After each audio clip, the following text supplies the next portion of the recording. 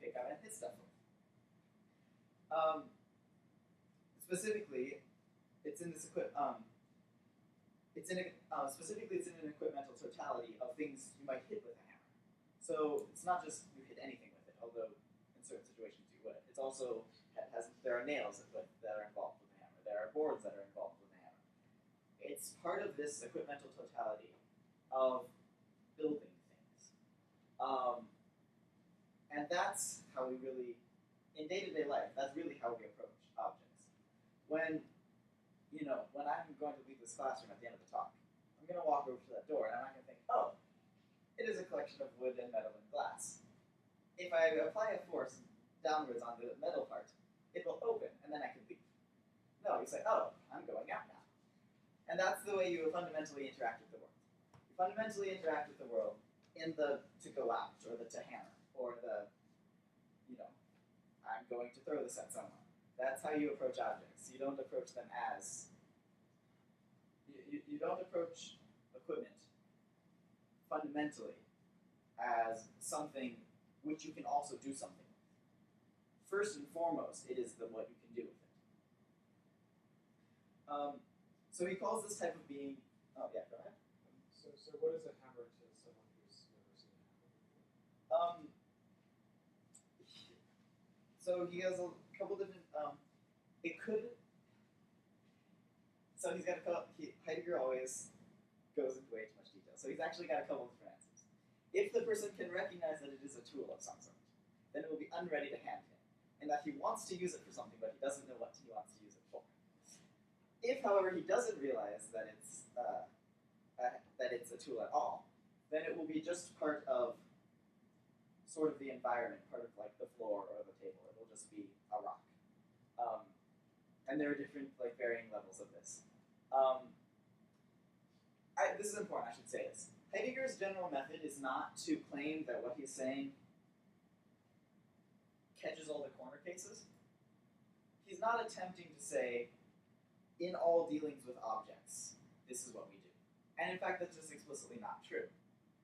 It is entirely possible to look at a hammer as being metal and wood. And so to claim it wasn't would just be strictly false. What he's trying to do is to set up the most basic, natural, everyday thing.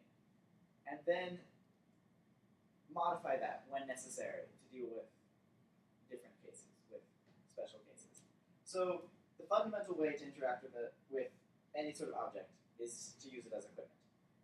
In the corner case of a piece of equipment you've never been taught how to use, it gets modified. But it gets modified in a way that takes advantage of this structure. So it either doesn't have any meaning at all to you, you just look at it as a rock, or it has some sort of quasi-meaning of, I know I can use this for something, but I don't know what. But that's, again, all derivative. This is all something that Heidegger talks about, but is not fundamentally as interested in. What he's most interested in is the everyday dealings with things, the most basic, the most fundamental, the most natural. So this sort of equipment is what he calls the ready to hand, because he's Heidegger and he can't use normal words. Ready to hand is just anything that has this type of being. We have beings with the type of being of Dasein, that's us. And they're in a world that is fundamentally of the sort of being of ready to hand. This equipmental totality. And so he says, but there's a further distinction to be drawn. Oh, sorry. Just a question. Does Heidegger define, I guess, the equipment's being in and of itself or based in the culture? Like, for the gods must be crazy, the Coke bottle for us is equipment for drinking, and for them it's a hammer. Sure. It's definitely defined by the culture. He wouldn't use the word culture, but yeah.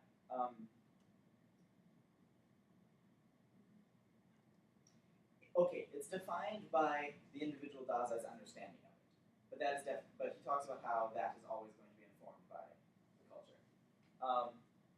That's the thing. With this ready to hand, any given piece of equipment is not going to have the same meaning for every Dasein. It just can't.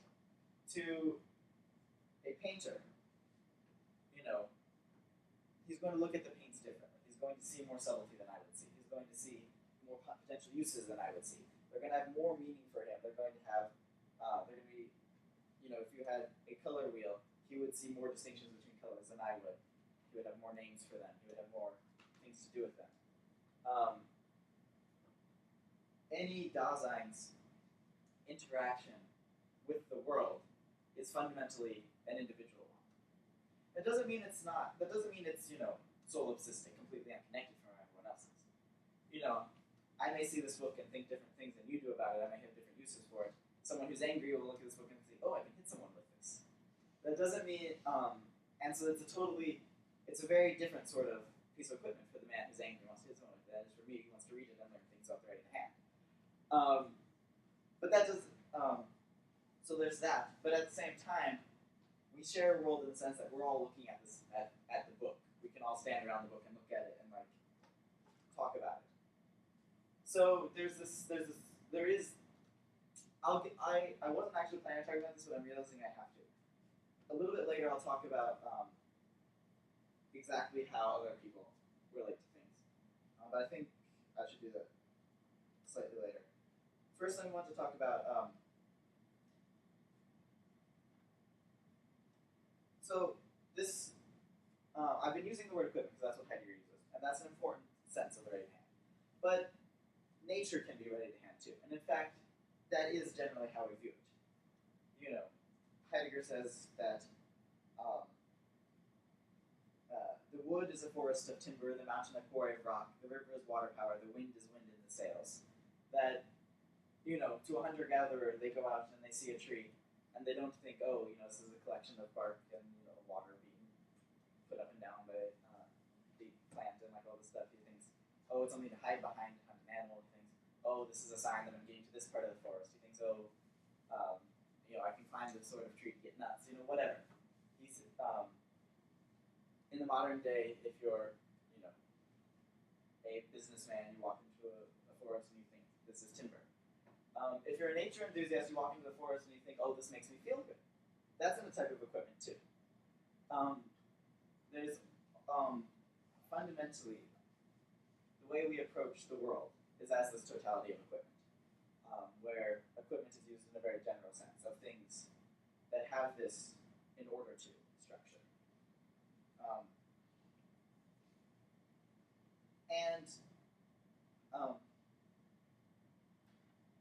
So there is a third category, which is important. And it's the third because it's the most derivative.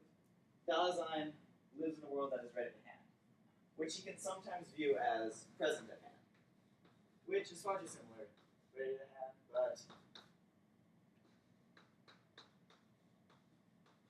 that's the way Heidegger works.